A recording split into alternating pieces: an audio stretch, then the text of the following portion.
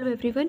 Today video lecture में हम लोग डिस्कस करने वाले हैं नेफ रिएक्शन के बारे में कि जो नेफ रिएक्शन है वो क्या होती है। नेफ रिएक्शन में क्या होता है कि इसके अंदर कन्वर्जन होता है primary and secondary nitro alkene का इनटू क्रॉसपोंडिंग कार्बोनिल कंपाउंड के अंदर। ठीक है, कि जो नेफ रिएक्शन होता है, नेफ का मतलब ही होता है नाइट्रो से, कि इसके अंदर हम लोग नाइट्रो को ये कह सकते हैं कि नाइट्रो को कीटोन के अंदर कन्वर्ट कर सकते हैं, या फिर हम ये कह सकते हैं कि नाइट्रो को हम कार्बोनिल के अंदर कन्वर्ट कर देंगे। कार्बोनिल मतलब नाइट्रो को रिप्लेस करके उसको कार्बोनिल के अंदर कन्वर्ट कर देंगे with the help of catalyst. Weak base catalyst का हम यहाँ पे यूज़ कर। दूसरी डेफिनेशन ये भी लिख सकते हैं हम लोग कि इसके अंदर फॉर्मेशन होगा जब हम द हाइड्रोलाइसिस ऑफ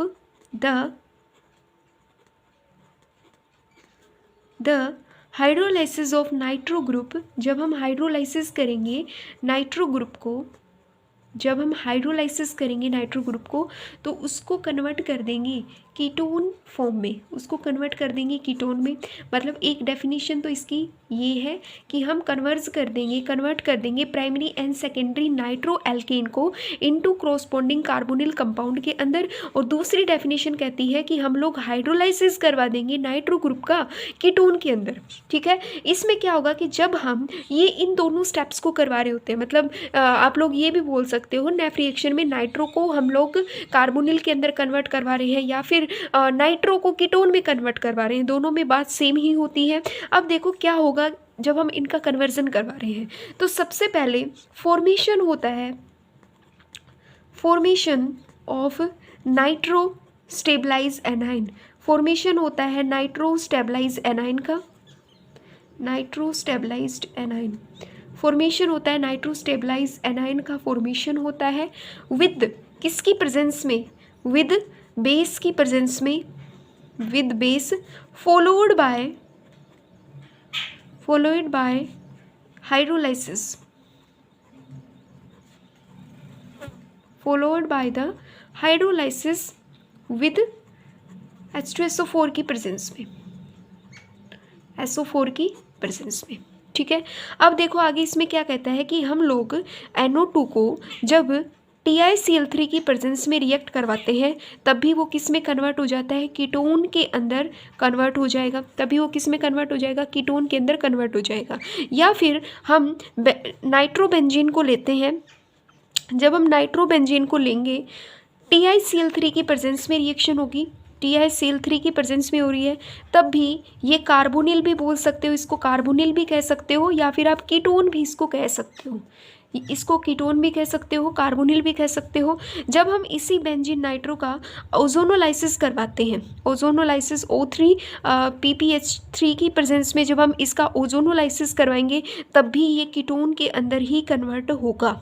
ठीक है, दूसरा आता है कि जब हम इसकी रिएक्शन NaOH की प्रेजेंस में और H2SO4 की प्रेजेंस में जब रिएक्ट करवाएंगे तब भी ये किस में कन्वर्ट हो जाएगा, कीटोन के अंदर कन्वर्ट होगा। ठीक है, कीटोन के अंदर क्या हो जाएगा, कन्वर्ट होता है। रिएक्शन को देखते हैं।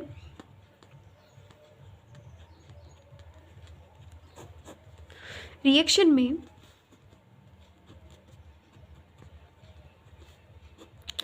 जब हम इसकी रिएक्शन किसी भी बेस के साथ करवाते हैं, ये हमारे पास एक बेस है, जब हमने इस नाइट्रो की रिएक्शन बेस के साथ करवाएंगे तो हमारे पास क्या होगा कि nitro stabilized salt, nitro stabilized anion की फॉर्मेशन होगी।